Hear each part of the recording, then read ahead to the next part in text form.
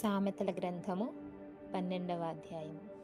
శిక్షను ప్రేమించువాడు జ్ఞానమును ప్రేమించువాడు, గద్దింపును అసహ్యించుకొనువాడు పశుప్రాయుడు. సత్పురుషునికి యెహోవా కటాక్షము చూపును, దురాలోచనలు గలవాడు నేరస్తుడని ఆయన తీర్పు తీర్చును. భక్తిహీనత వలన ఎవరునూ స్థిరపరచబడరు, నీతిమంతుల వేరు కదలదు. యోగ్యురాలు తన పెనిమిటికి కిరీటము, సిగ్గు తెచ్చునది వాని ఎముకలకు కుళ్ళు. నీతిమంతుల తలంపులు న్యాయయుక్తములు, భక్తిహీనులు చెప్పు ఆలోచనలు మోసకరములు. భక్తిహీనుల మాటలు నరహత్య చేయ పొంచువారి వంటివి, యథార్థవంతుల నోరు వారిని విడిపించును. భక్తిహీనులు పాడై లేకపోవుదురు, నీతిమంతుల ఇల్లు నిలుచును. ఒక్కొక్క మనుష్యుడు తన వివేకము కొలది పొగడబడును, కుటీల చిత్తుడు తృణీకరింపబడును. ఆహారము లేకయున్నను తనను తాను పొగుడుకొను వానికంటే దాసుడు గల అల్పుడు గొప్పవాడు. నీతిమంతుడు తన పశువుల ప్రాణమును దయతో చూచును, భక్తిహీనుల వాత్సల్యము క్రూరత్వమే. తన భూమిని సేద్యపరచుకొను వానికి ఆహారము సమృద్ధిగా కలుగును, వ్యర్థమైన వాటిని అనుసరించువాడు బుద్ధి లేనివాడు. భక్తిహీనులు చెడ్డవారికి దొరుకు దోపుడు సొమ్మును అపేక్షించుదురు, నీతిమంతుల వేరు చిగుర్చును. పెదవుల వలని దోషము అపాయకరమైన ఉరి, నీతిమంతుడు ఆపదను తప్పించుకును.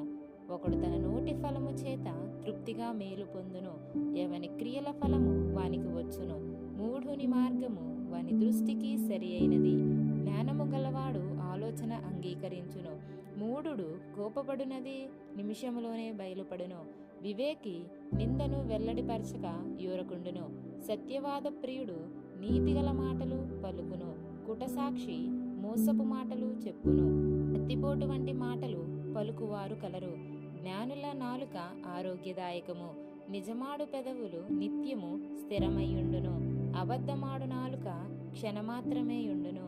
కీడు కల్పించు వారి హృదయములో మోసము కలదు, సమాధానపరచుటకై ఆలోచన చెప్పువారు సంతోషభరితులగుదురు. నీతిమంతునికి ఏ ఆపదయు సంభవింపదు, భక్తిహీనులు కీడుతో నిండియుందురు. అబద్ధమాడు పెదవులు యెహోవాకు హేయములు, సత్యవర్తనులు ఆయనకిష్టులు. వివేకి అయిన వాడు తన విద్యను దాచిపెట్టును, అవివేక హృదయులు తమ మూఢత్వమును వెల్లడి చేయుదురు. శ్రద్ధగా పనిచేయువారు ఏలుబడి చేయుదురు, సోమరులు వెట్టి పనులు చేయవలసి వచ్చును. ఒకని హృదయములోని విచారము దాన్ని కృంగజేయును, దయగల మాట దాన్ని సంతోషపెట్టును. నీతిమంతుడు తన పొరుగువానికి దారి చూపును, భక్తిహీనుల ప్రవర్తన వారిని దారి తప్పించును. సోమరి వేటాడినను పట్టుకొనుడు, చురుకుగా నుండుట గొప్ప భాగ్యము. నీతి మార్గమునందు